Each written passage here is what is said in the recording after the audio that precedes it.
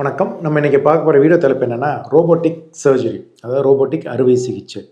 முதல்ல எல்லாரும் என்ன தப்பாக புரிஞ்சுக்கிறாங்கன்னா, ஆப்ரேஷன் வந்து ரோபோ தான் பண்ணும், அதாவது தன்னிச்சையாக ஒரு ரோபோ தான் ஆப்ரேட் பண்ணும். அது கிடையவே கிடையாது. அதுதான் ஃபஸ்ட்டு நம்பர் ஒன். அப்போனா என்ன ரோபோட்டிக் சர்ஜரினா என்ன? யூஸ்வலாக பார்த்தீங்கன்னா முன்னெல்லாம் வந்து ஓப்பன் சர்ஜரி, அப்போ ஆப்ரேட் பண்ணோன்னா டாக்டர் கட் பண்ணி உள்ளே பார்ப்பாங்க. அதுக்கப்புறம் தான் லேட்டஸ்ட்டாக வந்தது தான் மினிமல் ஆக்சஸ், இந்த லேப்ரோஸ்கோப், எண்டோஸ்கோபிக் சர்ஜரி. அதில் வந்து உள்ள ஒரு கேமராவை போய் அதில் பார்த்து அந்த இமேஜஸை ஒரு மானிட்டரில் அதை பார்த்து ஆப்ரேட் பண்ணுவாங்க. இது வந்து இப்போ அடுத்தது என்னென்னா ரோபோட்டிக் சர்ஜரிங்கிறது. இது என்னன்னு பார்த்தீங்கன்னா கான்செப்ட் அதே தான், லேப்ரோஸ்கோப் மாதிரி தான், அதே மாதிரி தான், கேமரா எல்லாம் அதே தான். பட் என்னென்னா சர்ஜன்ஸ் வந்து பேஷண்ட் பக்கத்தில் இருக்க மாட்டாங்க.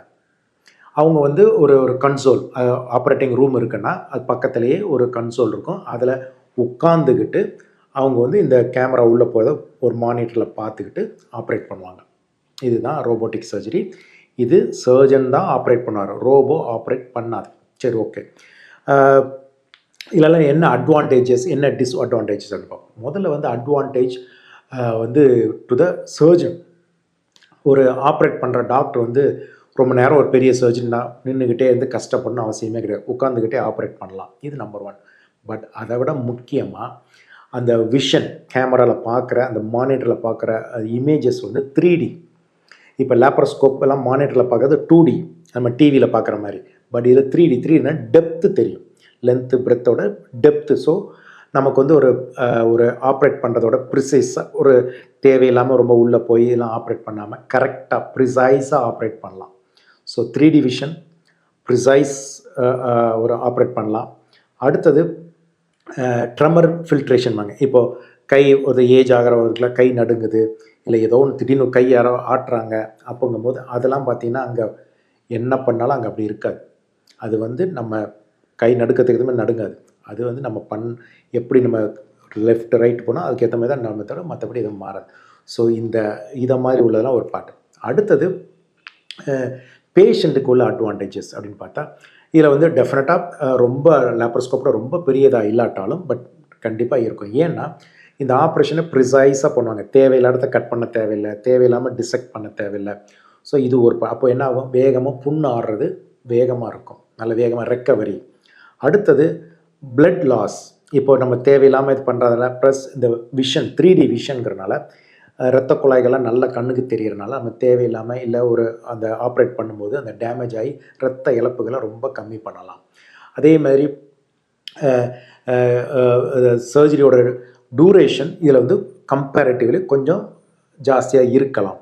அதே மாதிரி இதில் டிஸ்அட்வான்டேஜஸ் பார்த்திங்கன்னா, இதில் வந்து செலவு இப்போதைக்கு இதோட செலவு நார்மலாக ஒரு லேப்ரோஸ்கோப்பில் ஒரு சர்ஜரி பண்ணுறதை விட குறைஞ்சது 1.5 to 4 லட்சம் கூட ஜாஸ்தியாக ஆகலாம்.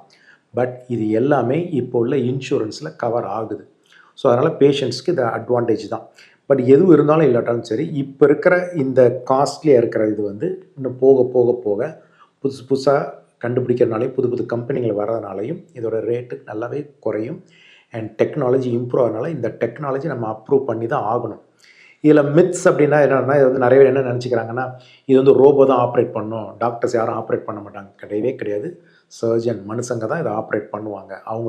அவங்க என்ன சொல்கிறாங்களோ அதை தான் அந்த மிஷின் செய்யும். இது நம்பர் ஒன்.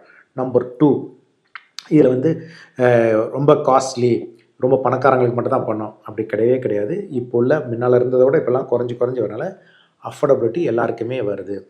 மூணாவது, எல்லோரும் என்ன நினச்சிக்கிறாங்கன்னா, இது வந்து ஒன்லி ஒரு ஒரு ஃபீல்டு, இப்போ வயிற்றில் மட்டும் தான் ஆப்ரேட் பண்ண முடியும், மற்ற அப்படி கிடையாது.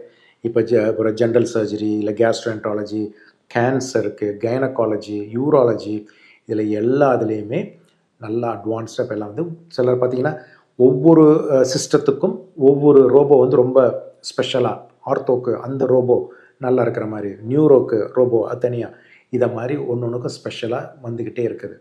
ஸோ அதே மாதிரி இது வந்து இன்னும் கொஞ்ச நாளில் பார்த்திங்கன்னா எல்லா இடத்துலையும் ஒரு லேப்ரோஸ்கோப் எவ்வளோ ஈஸியாக இப்போ எல்லா இடத்துலையும் இருக்கிற ஒரு பேசிக் ஸ்டாண்டர்ட், ஒரு பேசிக் சர்ஜரிங்கிற மாதிரி ஆகிடுச்சோ அதை மாதிரி இந்த ரோபோட்டிக் சர்ஜரி வந்துடும்.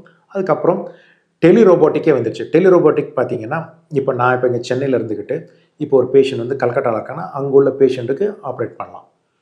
இங்கேருந்து கமாண்ட் கொடுக்கலாம். அங்கே இதே கன்சோல் இங்கே இருக்கும், அங்கே ரோபோ அங்கே இருக்கும். பட் எது இருந்தாலும் இங்கேயும் சர்ஜன் இருக்கணும், அங்கேயும் சர்ஜன் இருக்கணும்.